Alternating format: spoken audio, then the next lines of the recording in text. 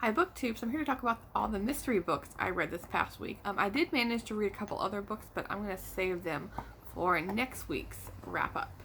And I just loved diving into the mystery books this week because it's really been feeling like fall. So I'm distracted because Fable's right here. If I can get her on camera. But it has been really nice fall weather, and so I'm all ready for the spooky season. And so for me, like the fall season is classics and mystery books, fantasy, that kind of thing, and like middle grade too. I really like reading middle grade as well during the fall season.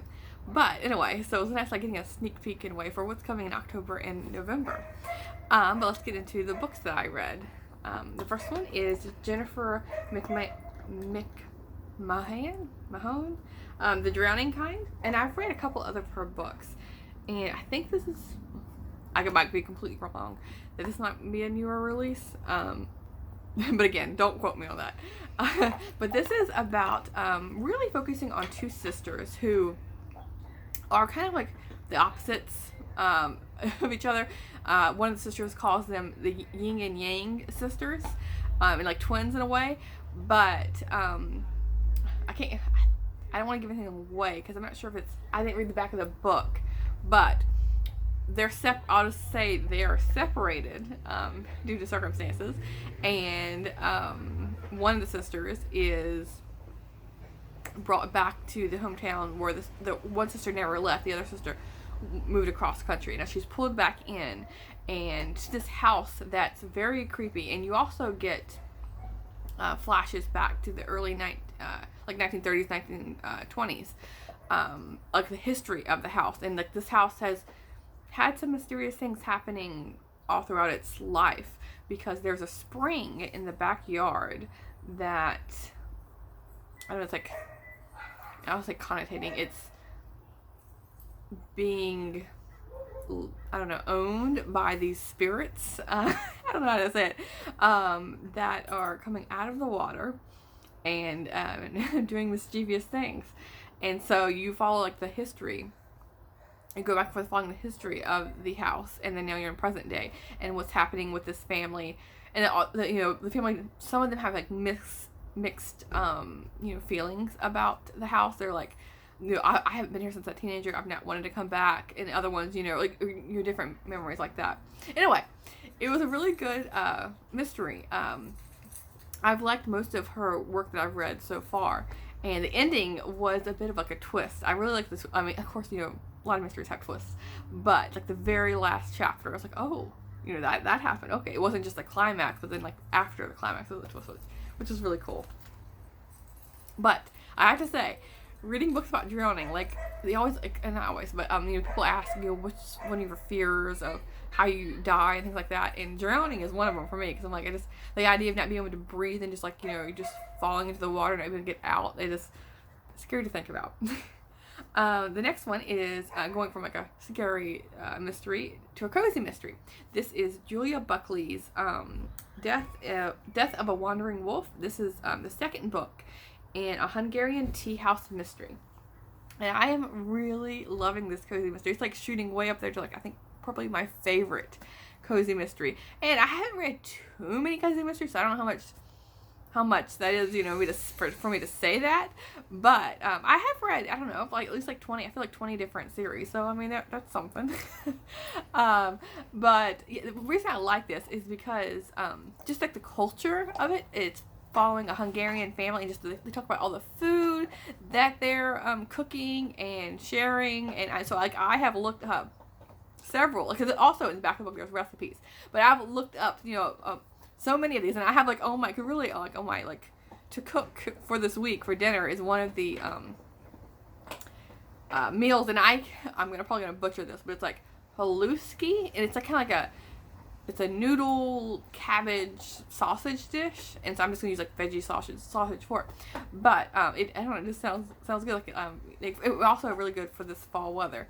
So anyway, I really like the atmosphere that it creates, and the writing I think is really good, and the characters, you're liking all the characters that are in here, and so yeah, it's just a really nice, pleasant read. And there's also cats. called Antony and Cleopatra from Shakespeare. And this book, I should say, in particular, is set at Halloween. And so the cats get dressed up in costumes as Shakespeare with like the with the collars. So I just love that. And so I'm not going into too much detail on this book because it is in the second book series, but you don't really need to read them in order. But yeah. Let's see. The next one is Thomas Harris's Red Dragon. This is part of like Hannibal Lecter series, and I read Silence of the Lamb. I think I read it back in last October. I might be wrong, but so it's been like a year or so since I read it. And I had never seen the movie or anything, so it was all new to me.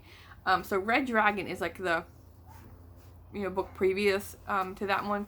And Hannibal Lecter, I have to say, didn't play much of a role in this, considering it's a Hannibal Lecter series. You think he would be popping up way more frequently than he did, but he was just he wrote a couple letters back and forth to the policeman, and he did sway a bit with the murderer. He did have some conversation with him via letters. So there was that, but it was just very minimal compared to what you would think of this big bad guy that's has like more of a renowned name. So but yeah, I enjoyed it overall. It wasn't my favorite. I wasn't blown away by it, but it was pretty good.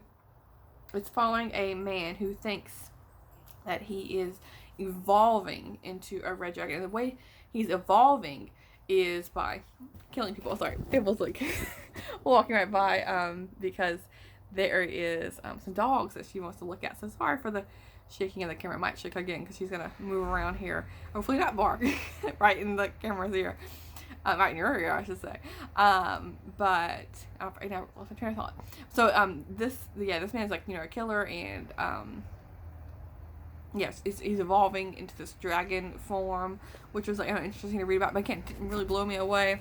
But what I really liked about this book was the policeman. He used to be a policeman, and now he's like hired back on after being retired. Called Graham, who he really tries to empathize. I shouldn't say empathize, like to sympathize with the murderer, but to really get into their head and their perspective. And so I really liked the talk of that, and like reading the descriptions of that. I mean, not that I want to like get in the head of a murderer and like see what they're thinking while they're doing this, but it's just I thought it was interesting to read about. And then the second to last book, this is the last ebook I read for the mid-March Mystery Madness, is Dead by Dawn by Paul Dorian, and I'm pretty sure I talked about this in my last wrap up because I read it on like Sunday and for the week starting. Yeah.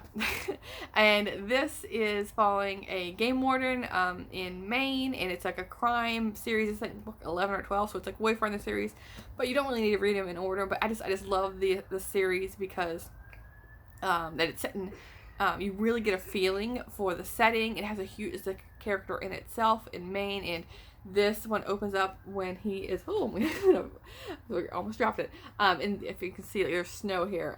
It's in like the dead of winter, and it opens up with him crashing into the river and like scrambling out of it, and it just like opens with a bang, and he never lets you go through the whole book, and I really enjoy that. And then I think I put it away, but let's see. Okay. I forgot that I read a physical book, and that is this one right here, Secret of the Samurai Sword by Phyllis A. Whitney. This is a young adult novel, way before young adult books were a thing, and I really like the cover here. Phyllis A. Whitney, I think I mentioned a couple times, is an author, or was an author, that I read everything by her except the YA. I've only read a couple. But I was happy to find this at a free library one time. I was like, oh my gosh, I haven't read this author in forever. And this is set in Japan, and the author, all of her books are set in like all over the world. And so before she wrote them, she would go and visit the area that she was writing about. And so this one is set in Kyoto, Japan, and there's kimonos and dragons and samurai swords and like doll making and judo. And so yeah, I love the whole atmosphere that she's created. And this is following two children here, Celia and Stephen, and they are visiting from America because their grandmother is writing a book about Japan. And while they're there, they see this like mysterious ghost or figure that's like walking around the garden, and it's dressed like a samurai. So there's a mystery involved, and like them getting to know Japan and their neighbors who are Japanese. And so yeah, I really like this book. It was a really quick read, like 175 pages, and yeah, I really enjoyed it. And I want to see if I can find more of her, those are her YA books, but I do want to reread some of her adult books that I haven't read since I first read them. I don't think I reread a single one of them. And so, it's been such a long time that I know I have forgotten the ending of almost all of them. So it'll be a surprise for me all over again. So anyway, let me know if you participated in this mid-March, mid-year Mystery Madness. Oh, it's the title. I'm like butchering it here. But anyway, let me know if you've read any of these books or if you participated in the readathon, and I will talk to you soon. Thank you, BookTube.